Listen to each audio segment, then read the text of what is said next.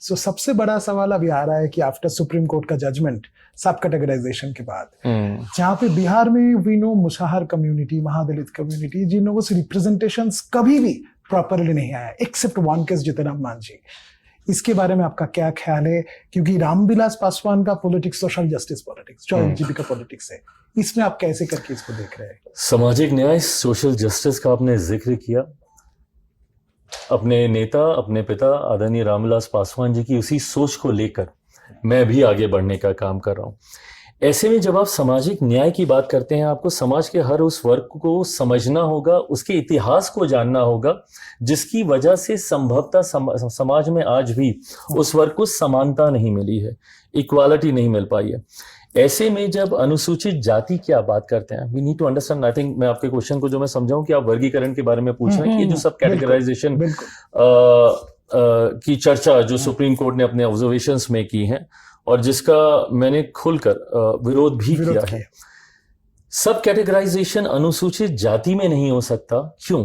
क्योंकि इसका आधार समझना होगा कि जातियां कौन सी जातियां, पिछड़ा वर्ग हम लोग समझ गए, स्वर्ण जातियां हम लोग समझ जाते हैं, ये वो जातियां हैं अनुसूचित जाति जिनको भारत के संविधान में स्केड्यूल किया गया है, जिनका आधार इतिहास में किसी ना किसी समय के दौर पे छुआछूत रहा।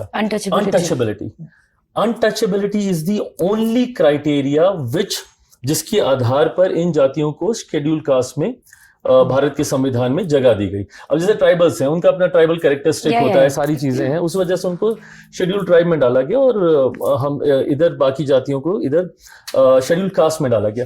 तो जब आपका आधार अनटचेबिलिटी है, आपका आधार शैक्षणिक नहीं है, आप एजुकेशनली आप बैकवर्ड थे इसलिए आपको वो किया गया है, नहीं, आप इकोनॉमिकली आप बैकवर्ड थे इसलिए आपको उसमें डाला गया, नहीं, आपका आधार अनटचेबिलिटी है। अब इसमें क्रीमी लेयर क्यों नहीं बन सकता? उसका कारण है, क्रीमी लेयर इसलिए नहीं बन सकता क्योंकि आज भी इसके आधार पर भेदभाव होते हैं, डिस्क्रिमिनेशन आज भी होते हैं।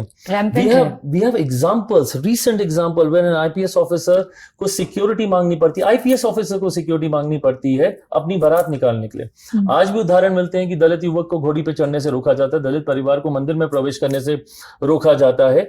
मुख्यमंत्री के पद पे रहे हुए व्यक्ति जब मंदिर में जाते हैं, मैं नाम नहीं लूंगा, बट हमारे देश में ही 2-3 ऐसे नाम है कि मंदिर को गंगा जल से धुलवाया गया। राजेंद्र प्रसाद का एग्जांपल। यस, तो ऐसे में अब इससे बड़ी क्रीमी लेयर में कोई क्या आ सकता है? भैया मुख्यमंत्री बन गए, आप आईपीएस ऑफिसर बन गए, इससे बड़ी क्रीमी लेयर क्या हो सकती है? बट तब भी अगर आपके साथ भेदभाव होता है, इसीलिए क्रीमी लेयर का प्रावधान कतई अनुसूचित जाति में नहीं आ सकता जब तक ये थॉट इसके पीछे की अनटचेबिलिटी, जब तक वो मानसिकता नहीं खत्म होती।